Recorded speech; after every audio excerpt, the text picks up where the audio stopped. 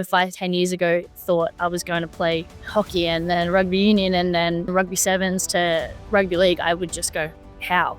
When? There's nothing stopping you from behaving and acting like an NRL player today, which you did, and it served you well. I do believe it's just about being that person that holds on the longest with whatever pursuit that you're after, but there is a bit of give and take because of just how priorities are. In the last season, the Tigers didn't renew your contract. Can you tell us a little bit about how that felt and how you've sort of managed the uncertainty around not having a contract? Yeah. Welcome to 4TG.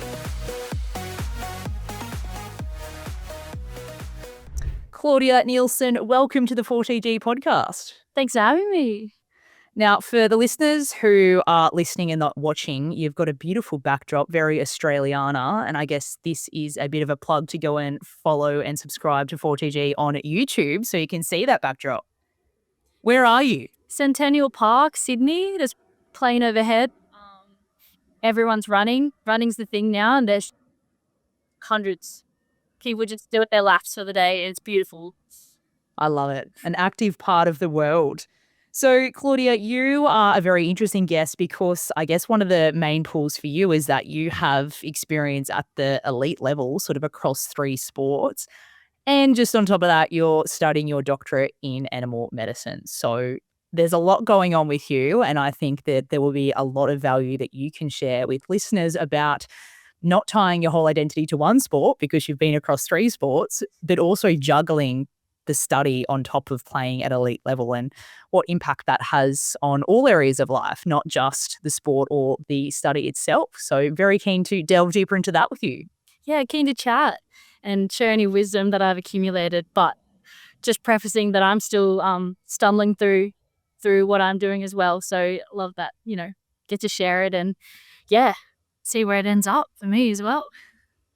Absolutely. It's all exciting. Plenty happening. Yeah. Let's take it all the way back to what sport meant for you growing up and I guess how you transitioned across hockey to rugby sevens and then to NRLW. Yeah, I guess growing up, a fellow country gal, like you were saying earlier, from Oberon. I was from Tamworth. So honestly, I did a lot of sport growing up, but I wouldn't say I was a sporty kid. I wasn't a New South Wales rep in anything I did or in any elite squads. I think we had something called NIAS, the Northern Inland Academy of Sport. And I remember making that. I got a letter or an email. And I was like, oh, this is the best day of my life. I was like 15, hockey squad. But up until then, just going through the motions. You play Oztag, basketball. It's a small country town. It's big now, but back in the day, it was just about following the crowd. What are my friends playing? What am I going to spend my afternoon doing? How can I get out of school? So that was sport for me. And when I was 18, I just tagged along with some boys that were quite high level hockey players. And one of the boys' dads was just a phenomenal coach. He coached the women's hockey team. And on the back of that, I just realized how fun training is and working towards being more elite in a sports space. So I just got plugged when I was 18. So kind of a late bloomer because, there's some phenomenal young athletes. Like the Winter Olympics just finished and some of those girls that had already experienced the bigger stage in their late teens, amazing. So, completely different to them. But it's just amazing that that's how sport works. You can get into it late and find your passion and keep growing in it. So that was my background. Yeah, no, that's awesome. And I love that you said that, it's never too late. And especially for you, you've got to start basically 3 times over in 3 different sports. So, I think a lesson here too is that maybe if one sport isn't working out and you can't push to the highest level, there's always the option to take those lessons and those skills and transfer them into another sport. 100%. And that's it. It's all transferable. The skills themselves and then the communication, the team environment, professionalism, it's absolutely transferable. And you never really start from scratch because you just build in the next environment that you're in, whether it's cross-code or in different teams. Yeah, exactly. And I guess the base is that you're an athlete, right? And you just have to learn maybe a few different skills and some structures, but you have that foundation already which is your athleticism. So very transferable skills. I'm interested to know how you went from hockey to sevens to NRLW. What sort of conversations were had? Who were your inspirations, or how did that all sort of unfold? Oh gosh. Well, yeah, so training with those boys when I was 18 just lit the fire. And well, to be honest, when I made that first academy, um, it was in Armidale, and I remember rocking up and we had to do laps. Just laps of the oval. That was our fitness. The hockey field, couldn't tell you how long it is, but I was dead last. The last girl to come in. Everyone had done their 3, 4 laps, whatever it was. And I remember everyone waiting for me to get in. And I was like, this is mortifying.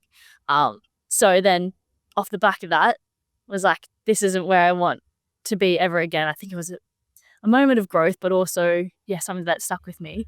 So then training Trauma. those trauma, but for the best maybe. Yeah. And then, yeah, so then hockey really took my love, went to Perth, experienced their system. It's really high level Premier League over there, played for WA. And I wasn't at that level to then fill my summer in. So I was like, oh, there's a little bit of summer hockey, but not much. Like the academy girls keep going, but the rest of us don't. And I watched my friend trial for the Western Force. So I rocked up and they were short a player. And the coach, he was a Kiwi fella, he said, oh, can that skinny blonde girl play? And I played a bit of touch footy, whatever. And he chucked me on the wing and my friend was like, you'll be right. She said, all you need to do is make your tackles and catch the ball. And I was like, okay, all right, I think I can do that. And it just snowballed to making that team, the Western Force. Then I found sevens, found that, I love fitness. I love that the max repeat effort that you get in sevens. And then more recently, just the explosion of NRLW, I was lucky enough to find myself with the contract in the Tiger system. So kind of things just snowball. Like you said earlier, I kept athleticism as my base and my want to learn and just be receptive to what I can take from other players, from coaches, from just being 100% in. And then it led me to, following pathways, which led to NRLW. So in a long, convoluted way, yeah, that's how I ended up in 3 different codes. Yeah. And I guess one of your strengths is that you kept a pretty open mind, right? Like you never sort of locked into just one opportunity in one sport. And those opportunities came because I guess by the sound, you followed the process. You just worked on yourself, getting fitter, not wanting to be that person coming in last. And then people saw that sort of drive and ambition in you, which I'm sure a lot of young athletes can learn from. And that's just, things don't always work out how you expect them to, but often they work out a lot better if you're just open enough to taking those opportunities and saying yes to things. Yeah, totally agree. And I'm stealing this from someone else. I think they're a salesperson, but they just said every no is one no closer to a yes. So I'd say the knockbacks aren't knockbacks, they're just part of it.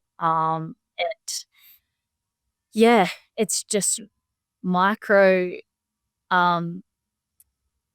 micro approaching sport and micro approaching things in life, because sometimes the big picture is overwhelming. If I 10 years ago thought I was going to play hockey and then rugby union and then rugby sevens to rugby league, I would just go, how, when? But if you break it down and try to micro moment things, it's amazing what you can pick up on. How did the conversation go for you going from Rugby Sevens into NRLW? Did you sort of just fall into that, or was there someone who guided you into that system? Again, I think it was knowing that unfortunately my Rugby Sevens I wasn't going to make the level that I was aspiring for. So I was a bit heartbroken, but then again, I said, well, I love sport. Where's my next opportunity? So I had a trial match. I think it was with the Bulldogs. And from then just that little bit of interest in, okay, you're quite raw, but where can we keep developing you? And I was just lucky that I had the right conversations. I think the right people to find myself in that NRLW system. And there was that moment of, do I stay at a lower level and have a year to get better at this sport before I jumped to NRLW? But I think what I learned from that was, you're never going to be 100% ready. And sometimes you just have to back yourself in that, no, okay, you're an NRLW player now, and you just have to trust that everything that's accumulated over the last 10 years or 20 years or whatever your training age is, it's gonna serve you, and you're gonna be able to harness that as long as I stay present and trusting of my own ability. Yeah. And Yeah, I love that. And we speak a lot about the embodiment piece. Like for you, it's, I am an NRL player now. If you embody that person who you want to be before you actually become it, you're going to start living out of that frequency. You're going to start behaving like an elite NRLW player instead of saying, I need to wait until I'm ready and have dotted all the I's and crossed the T's before I can actually be that person. Like there's nothing stopping you from behaving and acting like an NRL player today, which you did, and it served you well. And it goes to show too that, you know, you might go into that system which you think is probably a little bit above your reach at the moment, but you're going to learn so much more by being surrounded by people who are better than you, who are going to push you. And you mightn't be the best in that system, but it's better to be the little fish in a big pond rather than a big fish in a little pond, because you're just going to open your horizons up so much more and grow so much faster than you would if you just kept yourself small. Yeah, I totally agree. And that's often why people love sport, because you want to be matched with the best person, the better person, because that's where you find out the capabilities that you have. For example, like this morning we had a training session just down the road, and there's boys that are, they're playing open grade rugby, and then there's girls that are in NRLW, girls that are playing Rugby Sevens, and we're all together, different skill levels, but we just bring each other up. And I guess that's the whole point of it, like that sport is about matching people, and by me bringing my best and you bringing your best, regardless of the discrepancies, the experience differences, we're just going to meet each other where we're at, and it's just going to build, because otherwise we'd probably just all do individual pursuits and we just wouldn't be able to grow as much. That's my opinion. Yeah. Anyway. 100%, 100%. How have you felt going into dressing rooms as a newbie in several different sports? Like, I know it's quite intimidating, and even myself being a cross-code athlete, I still feel like an imposter in the AFLW, or the VFLW system, I should say. So how have you sort of gone into those dressing rooms knowing that you've got to learn a lot from scratch and probably be surrounded by people who have played that sport for all of their sporting career, or for a majority when you are only sort of fresh to it? Yeah, that's a great question. Firstly, I've developed this more as I've grown up, being myself. So not trying to prove myself or anything. Like, I just come back to center. Okay, how can I be myself in this environment and bring the attributes that have got me to this place, which I rely, a lot on just effort and being an effort player. And then I think of it as just the best opportunity. I'm surrounded by these girls or women or whoever it is that are great at their craft. Okay, if I observe them, who is doing what and how is it making them better? And then what can I learn from being around them? So I guess being a beginner, whilst it's daunting, it's sometimes so refreshing, and there's just so much that can be learned by kinesthetically doing it alongside them, but then watching, okay, how do the fastest or the most skillful girls in the team, how do they go about it? And I love that. I love just, being able to take things from people, and then, okay, how do I integrate that with my signature and what I bring to the team? Yeah. Yeah. Often a big fear is that we feel like we'll be judged by the coaches and the teammates who know a lot more than us, and we, again, still feel like an imposter in that system. Have you experienced going into new clubs and teams and sports and felt any judgment from coaches or teammates, having not had the experience that a lot of them had? Perhaps I did feel that way, that I was under the spotlight, every drop ball, every mistake, someone's marking it against my name. But then I think it's all in my head. Mm. That, that saying of like people think about you less than you think they think about you, right? Like we're in our own microsphere, in our head thinking that, yeah, we're being judged. And perhaps, the higher up, you are under a spotlight, at the highest level. But yeah, I think when I take a step back and I forget, or I at least focus back on myself and not what my teammates, even the coaches, selectors are thinking, that's when I play my best, and train my best. So it's just recognizing it's not a rational thought to have, if that makes sense. I've had it, but I don't think it's the truth of the situation. Yeah. Yes. Yeah, no, definitely. We overthink a lot of things, and I know myself that, I need to realize that I'm not out there to prove a point to anyone else. It's like you're trying to prove it to yourself more so, and like you do probably become a little bit more sensitive to feedback or things going on because you feel like a newbie there. Whereas in reality, people just want to help you. And the more that you're a sponge, the better it's going to be received. And people do genuinely, 9 times out of 10, just want the best for you. They're not out there to, try and bring you down or trip you up or anything like that. So it's a tough one, but the more that you can get out of your head and stop playing out of fear of making mistakes and making an idiot of yourself, and just play to your natural abilities and come back to those, natural skills that you have, whether that's leadership, whether you're a fast runner, just something quite simple that sets you apart. I think you just play with far more freedom, and by default, you play so much better. 100%. Definitely agree. Yeah. Yeah. So now, obviously, in this point of time, in the last season, the Tigers didn't renew your contract, and that is a very tough pill to swallow in a lot of situations because, you've put your whole life on hold for sport. You've put in so much effort. You're also studying on top of that. So can you tell us a little bit about how that felt and how you've sort of managed the uncertainty around not having a contract? Yeah. Definitely difficult. And I think the main word there is uncertainty. Like, I, of course, wanted to stay with the Tigers and really build on a team that, I felt connected to for the last 2 years, and that gave me an opportunity. But again, it comes back to, okay, well, I'm no longer an NRLW contracted player, but what's in my control? And that's, okay, well, I still have a really rigid training schedule that, I've gained feedback from those that I value feedback from. And now I'm going to integrate that into this pre-preseason, and keep a structure that is still of the caliber of an NRLW standard player. Unfortunately, sport's a business, and if people make decisions based on how you fit in the system, and it's so subjective. I mean, sport has objective elements, but it is an opinion of who fits in what squad. So it's keeping my value, as inherently my value. And it is hard. It's easier to say, like, of course, it's heartbreaking, but take the heartbreak and then use that energy towards, well, I guess firstly asking, is it something I still want?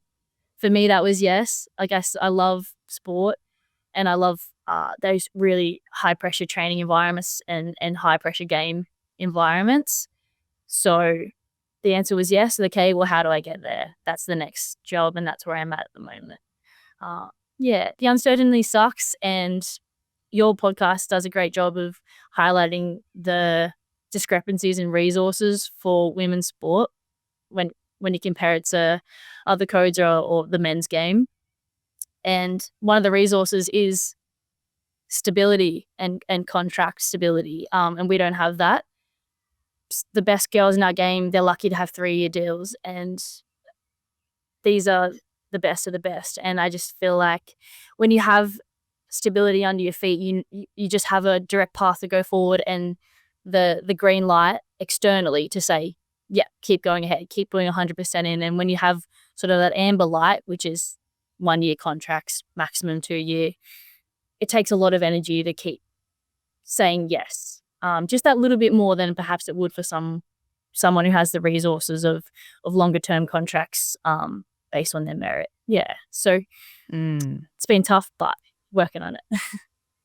Yeah, no, that's a really good point. It's not only do you have to juggle the elite environments and trying to work and study on top of that, but it's also this sort of psychological turmoil of this uncertainty that you talk about and the lack of stability and all that pressure that happens internally. It sort of manifests externally as well, and it can lead to, more mental health issues, which can lead to more injuries and things like that. So there's so much that goes on beneath the surface of being a female athlete, and this constant pressure of not knowing whether you're going to have financial stability the next year or whether you're going to be paid at all. Like that just manifests into so much, and it manifests into performance not being, you know, at its best either, because you don't feel that psychological safety, which, a lot of men probably would feel if they're getting paid $1 million contracts over, 3 or 4, 5 years. So it's definitely something that I don't think you've spoken about enough, but you've definitely explained that really, really well. Yeah. Watch this space. Hopefully it gets better. Keep Yeah, working for it. that's right. So NRLW is kind of a bit of a poster child in the women's sporting space in that it is getting a lot better. Viewership has grown year on year. I think they've done a really good job of integrating the men's and the women's. Like, for the state of origin, the women would play first and the men would play. And yeah, financially, it's getting a lot better as well. What have you noticed across the 3 different sports? Do you think that NRLW has really set a good foundation for what women's sport can be, or are there still areas that it could improve besides the obvious of paying women more? Yeah, that's a great question. And I suppose this will come with like time, but I'll come from the deficit point first because NRW is great. The product's amazing, and that's the feedback and of course the support. People need to just keep watching it, keep tuning in, keep going to games. But I think the hours that we train is insane. Like, so people have, again, jobs outside of training, they have families, a lot of the girls, their mums and elite athletes, which is just incredible.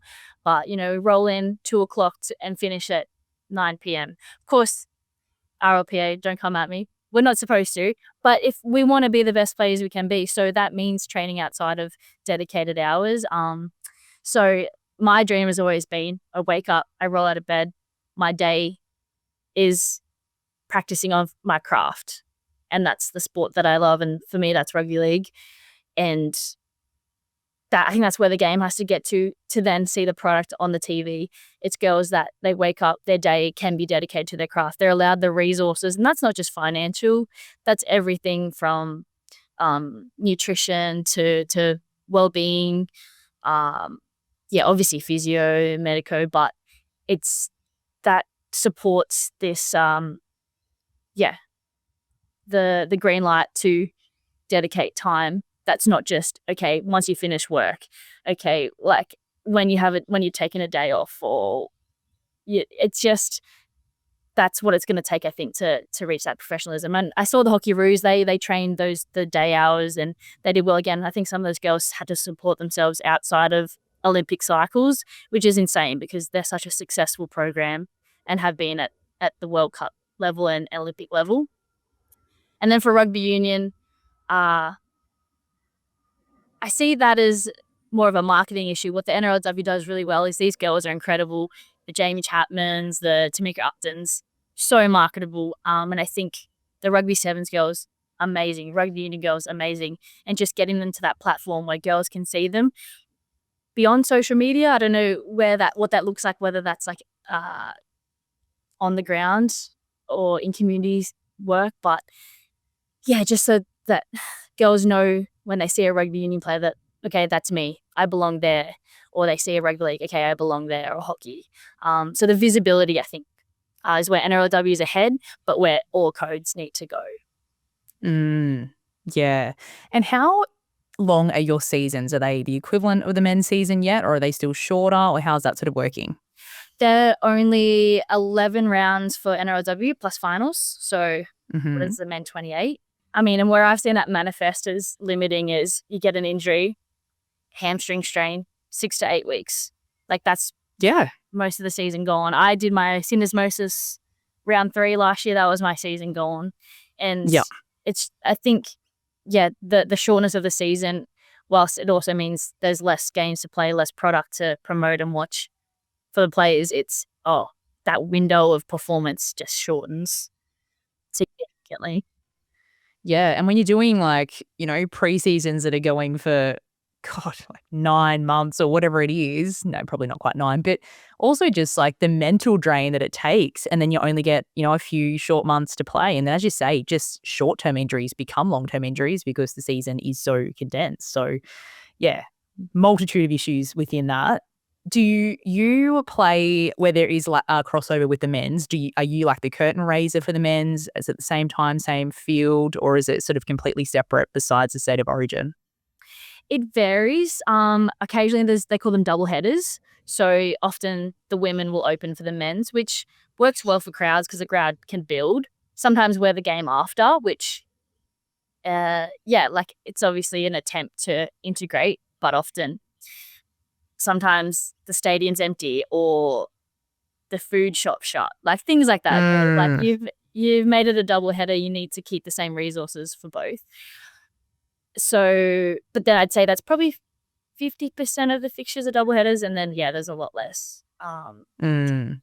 So they're pretty separate in that sense.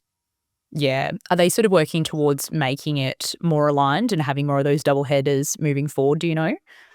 I'd assume so, but I'm not too sure. I think that was the chat from last season, and they'd increase the amount of double headers. And I think for fans, it's valuable, and it's a good chance to a window of opportunity for those who aren't as familiar with the NRLW to watch their team in action, especially if it's a home game, and to extend that. So I'm not too sure about the strategic plan at the higher level, but I'd say that would be the goal.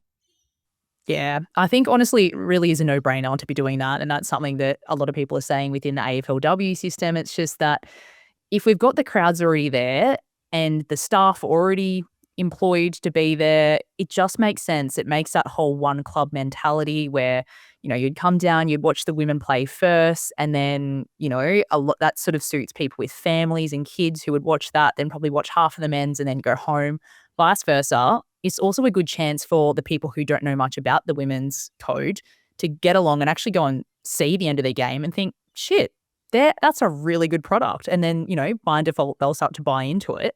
So really is, in my opinion, a no-brainer. I know that there's other issues around funding and that costs money and things like that, but I think that is where we have to go to get greater visibility, greater resources, greater crowds down to women's games. 100%. I agree. And I think that's what happened with the grand final last year. Roosters and Broncos, amazing game. And so many people that wouldn't have paid attention to that just went, oh yeah, the girls is great. And it just, builds momentum. Absolutely. And it's funny because within the women's NRLW, because you sort of play fast, and it was like NRL used to be back in the day before size became a big thing. I know all my uncles were massive NRL nuffies, and my dad included. They're like, the women are better than the bloody men because they pass it out, they throw it, and it's a more exciting game to watch. So, yeah, it's funny that, it's actually almost becoming a little bit preferred, and everyone is so amazed in the state of origin how hard the women hit and how hard they go, and it's like, they've been doing it for ages, but now we can actually see it. Yeah, exactly. And I think that's it. It has been a thing for a long time. There's obviously the Tasha Gales and the girls, the women that have been playing it 30 years, but now it's out there, and I have that conversation a lot. Oh, I actually prefer the girls, and I'm like, it's again, and it is a different. It's the same rules, but it's not comparable. Like they're just different games, same team, same rules, but you can just watch a different style and how the women go about it, and it keeps it. It just gives you another outlet to enjoy sport and enjoy it in another way. So it's just adding. Yeah. How did you going from Rugby Sevens to NRLW? I know it's happening a lot at the moment where a lot of the good Rugby Seven players are jumping ship to NRLW, mainly because you're probably getting paid more. Do you think that is going to continue until Rugby Sevens offer better resources, more finance? What do you think's the sort of the issue behind that? Oh, I mean, I'm a little critical of all this, but I think it's a great example of if your grassroots don't offer enough, you're going to have retention issues. And Rugby Sevens is an awesome game, but from that top tier, there just isn't a tier below, and there's no incentive for girls to train as hard as required for that sport, which is fitness, power, speed. It takes time to build the kind of people that can play elite Rugby Sevens. But yeah, that they don't have second tiers down, whereas NRLW, it's building that, obviously, that club, that top tier. Harvey Norman, the BMD Cup in Queensland, they're growing their quality so that, if you're not quite at that high level, and similar with a VFL equivalent, it just gives you quality reps and more professional environments to practice your craft. So I think, unfortunately, there just isn't that in Australian Rugby Sevens, and I really hope that they can build that because it's a great product too. And I think the girls that have played it, they are really quality athletes, and it shows. The Emma Tonagatos, Fani Polides, they're phenomenal. Jada Taylor's. I think a lot of us, to be honest, started in Rugby Sevens and are grateful for that experience and wish the best for the code because it is a great product, and grassroots is so important. I mean, even for those that don't want to play elite, just having a competition that's consistent, that's week in, week out. I think a lot of cities struggle to offer that, and then there's retention issues, and it's sad in that way. But just I don't know if it will continue.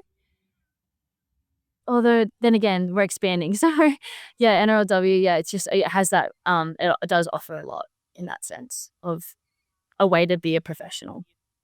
And by its name, right, Rugby Sevens, there's only 7 spots for the field for like a whole country. Like you have to be the absolute cream of the crop, in which they are, but there's zero safety net below that, you know what I mean? And you can be training in all this like as hard and ticking all the boxes, but even if you've got someone who's a little bit better at your position than you are, you've sort of got nothing to fall back on either. So it's almost like the competition between the teammates must be immense because they're fighting for that one spot of 7 on the field. Exactly. I'd say similar to, the 5-a-side games, netball, basketball, like there isn't many spots, but yeah, and so it just is a lot tighter at the top for sure. Yeah. Now tell us about your other whole life of studying a doctorate in veterinary medicine. How the hell do you juggle that? And that's not a degree that you can sort of just, smash out online. Like you've actually got to be in person. You've got to do, clinics, labs, surgeries and all that sort of stuff. So how are you juggling elite sport and elite study all in your 24 hours? How does that look for you? Oh, I'm nearly done, thankfully. I've got this year to go if I pass. It's been a roller coaster. I guess I made the decision that I knew sport was finite. I knew, especially contact sport, but all sport, like there is a cap to it, like, and I needed something that I loved to continue on with. So I've had them going side by side. The days are long. Often it's, get up, do uni all day. When I was contract with the Tigers, it was, okay, certain days I need to communicate well that I need a bit of training. And I've had the support to do so, thankfully through my university. And that hasn't been easy in and of itself. So I think that's another growing area that universities and elite women's sport can continue to work well together, because it is just such a different lifestyle and difference that's required. Because the study is very long hours. So I guess I just chipped away at it. It's been a very long time, but I just know that it's about consistency. So even on the days where I've had 8-hour lectures, just show up to training. If I don't want to gym, at least walk into the gym doors, start the session, and that's what's kept me going. And I think that's what's going to keep me going this year while I do placements. So I guess my take home from it would be that the capacity that you have. So like back yourself to be able to do both, because I'm nearly done and I've managed to, I feel, enjoy a really good career up to date, and I've nearly finished my degree. So a lot of people will comment on being, spreading yourself too thin or being a bit crazy, but um, if you just find the resourcefulness, it can be done. Perhaps sport always takes the front seat, but my degree, yeah, it's been chipping away. Yeah, no, it's awesome to hear. And you're just a great example that you can do it all and you don't have to choose one or the other. And have you found by doing both, you've actually found a little bit more balance and, you've got something that you're not constantly thinking about study because you've got your footy and you're not constantly thinking about footy because you got study. 'Cause, even me, myself, working, at least you can sort of switch off from one or the other. So have you found that that balance has actually helped both a little bit? Yeah, I absolutely. I am the kind of person that if I only have one thing, sometimes I go too far into it and it becomes almost an obsession, especially sport. And anyone who's ever experienced overtraining or the fatigue or declining performance from doing too much, perhaps you need another hobby. And that, for me, that's been study. And yeah, it does keep me balanced in that way. And I've always been very clear that football is my priority, because in my life stage, that's what it has to be. So it's always been about doing enough in university. It hasn't Yes. been about being 100% footy and 100% uni. It's okay, well, uni is about it being good enough. And then I love the practical side. So that's where I'm at this year, just getting in, working clinics, working with animals. But footy is, okay, I need to give 100% to footy. What does that leave me? And how do I then make it work with the time I need to dedicate to get a 51% or, be confident. Yeah. And Yeah. obviously communication's a massive part of that with lecturers, professors, group teammates, things like that. Yeah, no, it's an interesting point that you say that universities have a long way to go to support elite athletes in their pursuits. And I think also clubs and leagues have a long way to go in supporting their athletes to study part time or, in some instances, study full time and be flexible around that. Because until women are getting paid a very, you know, um, lucrative slash fair wage, we can't expect them to be 100% at both because we've got a limit. And yes, I believe that you still can do different things, but not all of them to 100%. So it's a matter of prioritizing. Yeah, definitely. Definitely. And maybe that's where people can become unstuck. Those very high achieving academics and sport, there is a bit of give and take. And I'm sure that's the same with any life stage. If you become, you start a new family, that you can have anything, you just can't have everything. I think someone said that to me before. You can absolutely have anything, and I do believe it's just about being that person that holds on the longest, with whatever pursuit that you're after. But there is a bit of give and take, because of just how priorities are. That's right. And you've also got to still have a social life and make the most of, your younger years and because you can't get those years back. And as you've said, sport is finite. It's incredible. It's an awesome opportunity. You learn so much from it. But the harsh reality that is that it will come to an end one day. So it's how you are setting yourself up and being proactive enough to forward plan past sport and what that looks like. Because if you put everything just into sport, you're going to be in a little bit of a rut when that ends. And sometimes it ends a lot sooner than you ever anticipated and it's out of your control. So I think it's, being accountable and being responsible for life after sport. Yeah, absolutely. And like you mentioned, clubs can be a part of that in helping that succession plan. I think that's partially their responsibility as well in that elite environment to say, okay, we've got you at this stage and you're part of our culture, our business, but we need to make sure that when you leave this business, you're better than when you came. Yeah. Absolutely. I 100% think it's their duty of care, especially for women in sport when, again, they're not being paid proper full-time salaries. It should be, right, we are going to help you then, create financial opportunities outside of sport. It really, it should be part of everyone's curriculum or program.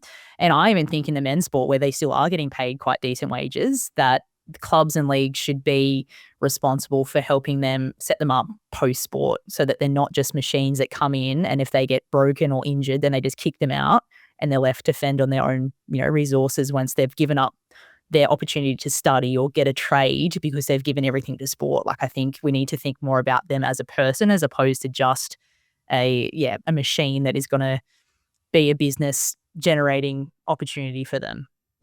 Yeah, totally agree. Totally.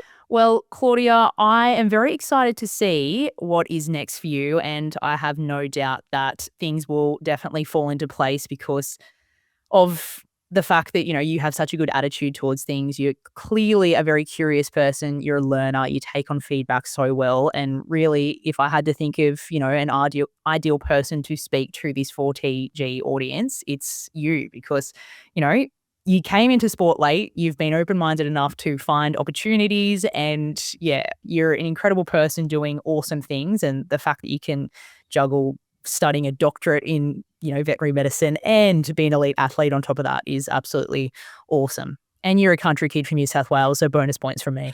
Yeah, the country kids. Oh, thanks, Kylie. That's very kind of you.